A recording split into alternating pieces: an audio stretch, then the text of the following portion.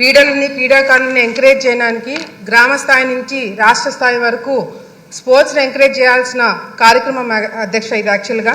కానీ ఆడుదాం ఆంధ్ర అనే పేరుతో ఆంధ్రాతోనే ఆడుకున్నారు అధ్యక్ష. వాళ్ళు ఆడుకున్నారు అధ్యక్ష, మేము కాపాడుతున్నాం అధ్యక్ష. అధ్యక్ష, ఈరోజు ఫుట్బాల్కి వాలీబాల్కి తేడా తెలియని వాళ్ళు కూడా గతంలో మంత్రిగా మరి 120 కోట్ల రూపాయలతో ఈ గేమ్స్ కండక్ట్ చేయడం అనేది చాలా విడ్డూరంగా ఉంది అధ్యక్ష.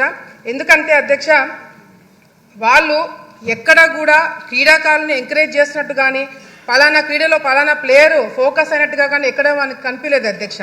ఎంతసేపు వైసీపీకి సంబంధించిన మంత్రులు వాళ్ళే ఆడినారు అధ్యక్ష, వాళ్ళే కింద పడ్డారు అధ్యక్ష, వాళ్ళే డాన్స్లు వేసినారు అధ్యక్ష. అంతేగాని క్రీడాకారులను ఎంకరేజ్ చేసినట్టుగా కూడా ఎక్కడ కూడా ఎవరు ఫోకస్ కాలేదు అధ్యక్ష. అధ్యక్ష, మిగతా స్కామ్లకి ఈ స్కామ్కి తేడా ఏంటంటే అధ్యక్ష, మిగతా స్కామ్లకి మనము ప్రజల్ని మోటివేట్ చేసి వాళ్ళని జరిగిన కార్యక్రమాలు వాళ్ళకి ప్రెస్ మీట్ల ద్వారానో ఇంకొక ప్రోగ్రాంల ద్వారా వాళ్ళకి చెప్పాల్సిన అవసరం ఉండింది అధ్యక్ష. కానీ ఈ ఆడుదాం ఆంధ్ర అనే ఒక స్కామ్ అధ్యక్ష కళ్ళ ముందర గ్రామ స్థాయి నుంచి రాష్ట్ర స్థాయి వరకు జిల్లా స్థాయి వరకు అందరూ కూడా గమనించిన స్కామ్ అధ్యక్ష ఇది. ఎందుకంటే క్రీడాకారులు ఆడడానికి ఇచ్చిన కిట్స్ అధ్యక్ష నాణ్యత లేదు అధ్యక్ష. ఫస్ట్ బాల్కే బ్యాట్ ఇరిగిపోయినాయి అధ్యక్ష. కిట్స్ మీద ఏదైతే పబ్లిసిటీ కోసం స్టిక్కర్లు పెట్టుకున్నారో దాని మీద ఫోకస్ పెట్టారే తప్ప క్రీడల మీద వీళ్ళు ఫోకస్ పెట్టలేకపోయినారు అధ్యక్ష.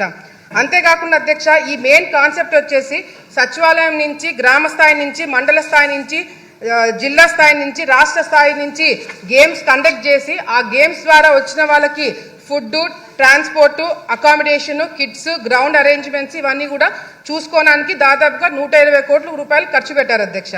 ఇందులో గేమ్స్ వచ్చేసి అధ్యక్ష kabaddi, kho kho, badminton, cricket, volleyball for men and women అధ్యక్ష. అధ్యక్ష, ఇక్కడ మిస్యూజ్మెంట్ ఆఫ్ ఫండ్స్ ఎక్కడ జరిగినాయంటే అధ్యక్ష, ఇప్పుడు మేము అడిగిన క్వశ్చన్లకు కూడా ఎక్కడైనా అవినీతి జరిగిందా దాని డీటెయిల్స్ అడిగినాం అధ్యక్ష. మంత్రి గారు కేవలం ఎక్కడెక్కడ ఖర్చు పెట్టారో దాని గురించి డీటెయిల్స్ ఇచ్చారే తప్ప ఎక్కడ అసలు అవినీతి జరిగిందా లేదా అనే క్లారిటీ కూడా మాకు ఇంకా ఇవ్వలేదు అధ్యక్ష. మిస్యూజ్మెంట్ ఆఫ్ ఫండ్స్ ఎక్కడ జరిగినాయంటే అధ్యక్ష, ఫేక్ వాలంటీర్ల ద్వారా ఫేక్ ఆధార్ కార్డులు తీసుకొని రిజిస్ట్రేషన్స్ చేయించుకోవడం జరిగింది అధ్యక్ష.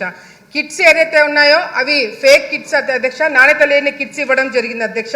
పబ్లిసిటీ కోసము 35 కోట్ల రూపాయలు ఖర్చు పెట్టారు అధ్యక్ష. కేవలం ఈ స్టిక్కర్లకి అదేవిధంగా సోషల్ మీడియాకి హోర్డింగ్స్కి 35 కోట్ల రూపాయలు ఖర్చు పెట్టడం జరిగింది అధ్యక్ష. విన్ అయిన వాళ్ళకి అధ్యక్ష ఎవరైతే గెలిచారో first prize, second prize, third prize వాళ్ళకి డబ్బులు ఇస్తామని 12 కోట్ల రూపాయలు ఖర్చు పెట్టారని చెప్పారు అధ్యక్ష. వాళ్ళకి ఇంకా అకౌంట్లలో చాలా మందికి డబ్బులు పడలేదు అధ్యక్ష ఇంతవరకు కూడా.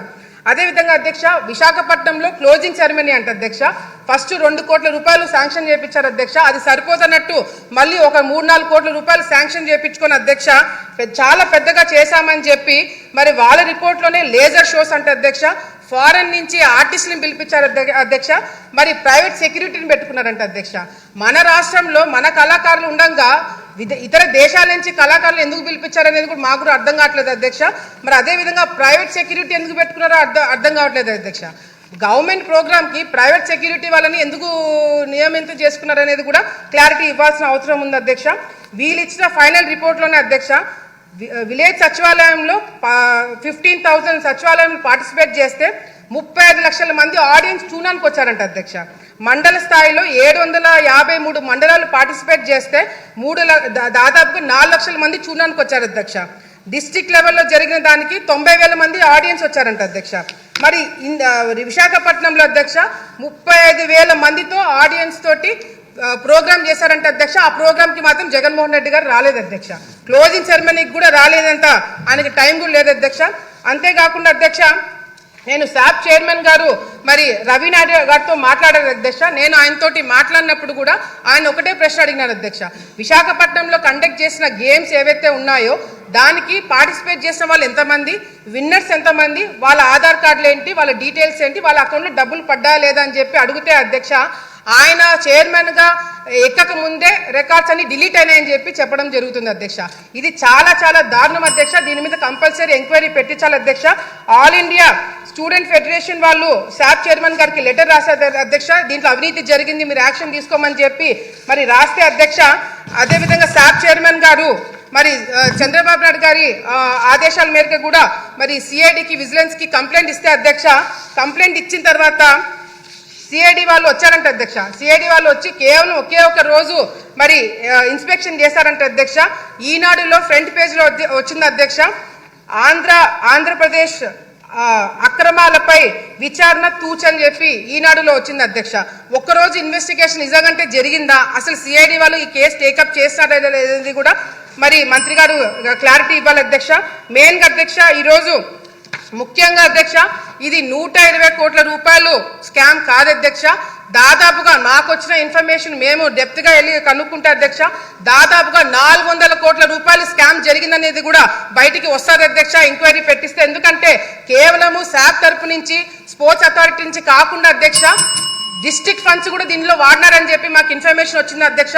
దీని మీద దృష్టి పెట్టాలని చెప్పి కూడా కోరుకుంటూ మరి వైసీపీ నాయకులు బయట వాళ్ళ కొద్దీ వాళ్ళే క్లీన్ చిట్లు ఇచ్చుకుంటున్నారు అధ్యక్ష. అవినీతి జరగలేదని వాళ్ళే ప్రెస్ మీట్లు పెట్టుకొని చెప్పుకుంటున్నారు అధ్యక్ష. దీని మీద మంత్రి గారు క్లారిటీగా అవినీతి జరిగిందా లేదా, లేకపోతే ఎంక్వైరీ పెట్టిస్తున్నారా లేదా అనేది కూడా క్లారిటీగా చెప్పాలని చెప్పి కూడా కోరుకుంటున్నారు అధ్యక్ష. ధన్యవాదాలు.